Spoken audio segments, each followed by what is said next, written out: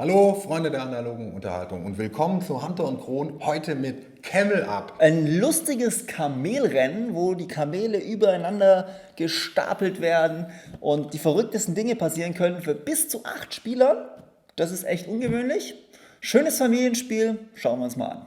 Camel Up ist wirklich ein wahnwitziges, irrsinniges Kamelrennen für die ganze Familie. Damit kein Missverständnis aufkommt, wir verkörpern keines dieser 5 Kamele, sondern es nehmen immer alle 5 Kamele unabhängig von der Spieleranzahl am Rennen teil. Und wir verkörpern stattdessen hier Mitglieder der ägyptischen Oberschicht, die zum Kamelrennen gehen, um dort ihre sauer verdienten ägyptischen Taler zu verprassen oder eben zu vermehren. Zunächst einmal bekommt jeder Spieler hier so einen Charakter, wobei die alle identisch sind. Jedes dieser Kartenstapel hat einfach nur 5 Karten der unterschiedlichen Kamelsorten. Die dienen dazu, Wetten auf den Gesamtsieger und auf den Gesamtverlierer, also das schlechteste Kamel, abzugeben. Am Anfang wird die Startaufstellung der Kamele zufällig gewürfelt.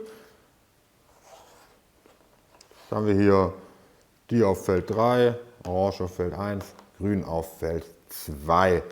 Nun kommt aber schon eine der Besonderheiten von Camel Up, nämlich Kamele, die zusammen auf einem Feld stehen, die stehen niemals nebeneinander, sondern immer aufeinander.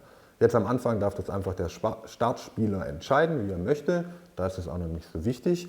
Später aber umso mehr. Denn nachher, wenn gezählt wird, welches Kamel vorne liegt, spielt auch die Reihenfolge eine Rolle, wie die hier aufeinander gestapelt sind. Wer oben ist, ja, der ist in dem Fall vorne. Das bedeutet, jetzt würde das orangene Kamel auf Position 1 sein, also quasi ganz vorne sein. Wir sprechen ab jetzt von einer Kameleinheit. Wenn sich eine Kameleinheit bewegt, nimmt sie alle anderen Kamele mit, die auf ihr draufstehen. Das heißt, wenn sich jetzt blau bewegt, dann würde es das gelbe und weiße Kamel mitnehmen. Das Rennen läuft in Etappen ab und pro Etappe bewegt sich jedes Kamel genau einmal. Und ja, je nachdem, wie schnell die Kamele eben sind, ist das Rennen dann vorbei und das Spiel auch, wenn dann das erste Kamel hier über die Ziellinie gekommen ist. Wenn jetzt ein Spieler dran ist, hat er immer genau 4 mögliche Optionen.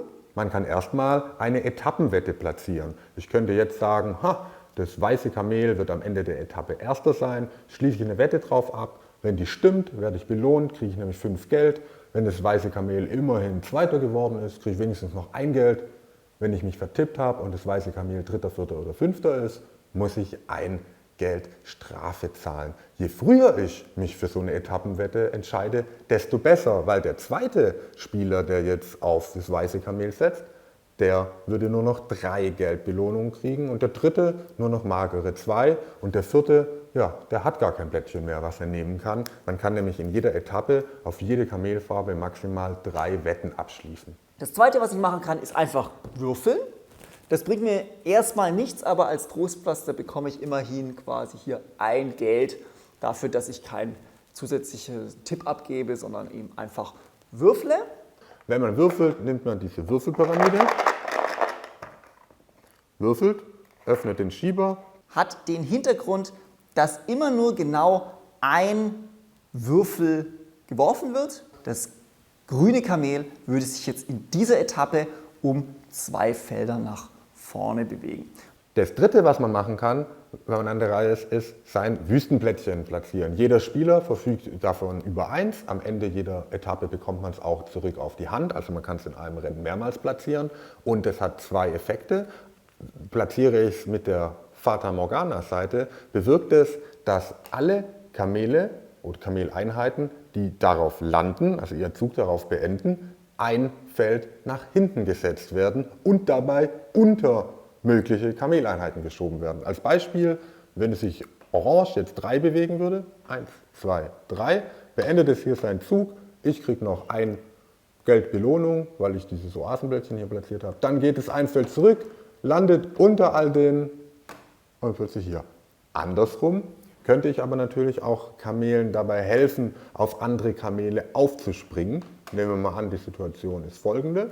So, und jetzt würde ich hier mein Oasenblättchen platzieren und plötzlich würfelt Grün eine 2, 1, 2, beendet auf der Oase seinen Zug und macht jetzt noch ein weiteres Feld nach vorne und springt dabei auf andere Kamele auf. Und tatsächlich durch diesen simplen Kniff des Aufspringens und Mitgetragenwerdens sind vollkommen verrückte Situationen möglich.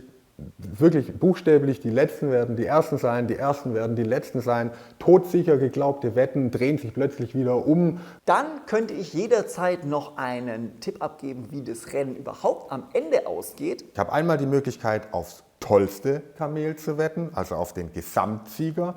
Ich könnte aber auch aufs ollste Kamel wetten, sprich das langsamste Kamel. Und auch da, wie bei den Etappenwetten, ist es wichtig, wer zuerst kommt und wer zuerst richtig tippt, wird am Ende auch am meisten dafür belohnt werden. Und alle, die quasi auf einen todsicheren Tipp mit aufspringen, werden dementsprechend weniger Punkte kriegen. Camel Up ist wirklich ein ganz tolles Familienspiel. Dieser Mechanismus, dass sich die Kamele hier gegenseitig aufstapeln, mitnehmen können, der ist ganz, ganz toll. Nehmen wir an, die neue Etappe beginnt. Nehmen wir nur mal an, jetzt würde als erstes sich das blaue Kamel bewegen.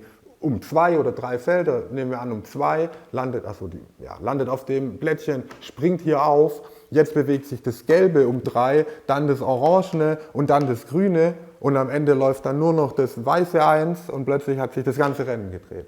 Absolutes Familienspiel-Highlight dieses Jahr. Vielleicht sogar das Highlight. Mal sehen. Es ist ein Familienspiel und will auch nichts anderes sein. Und als Familienspiel und als Spiel für auch größere Runden macht es wirklich irrsinnig viel Spaß. Also es wurde wirklich bei jeder Partie, die wir Camel Up gespielt haben, schallend gelacht. Es ist auf der einen Seite total einfach, aber es hat halt diesen Wettmechanismus, der mich erinnert er fast so ein bisschen vom Nervenkitzel ans Pokerspielen, aber eben als Familienspiel. Und das ist echt super. Also man sitzt wirklich und bibbert, was kommt unter dieser komischen Pyramide zum Vorschein, welcher Würfel wird sein und vor allem, was wird drauf sein, 1, 2 oder 3. In einem Moment noch todsicher geglaubte Wetten, weiß nicht, ein Würfelwurf, später ein geschickt platziertes Fata Morgana-Blättchen später als absolute Katastrophe. Und das ist ja das Schöne, es ist wirklich spannend wie ein echtes Kamelrennen, nur dass man halt nicht sein Haus und seinen Hof verliert, sondern einfach nur die Runde und dann kann man noch eine Revanche fordern.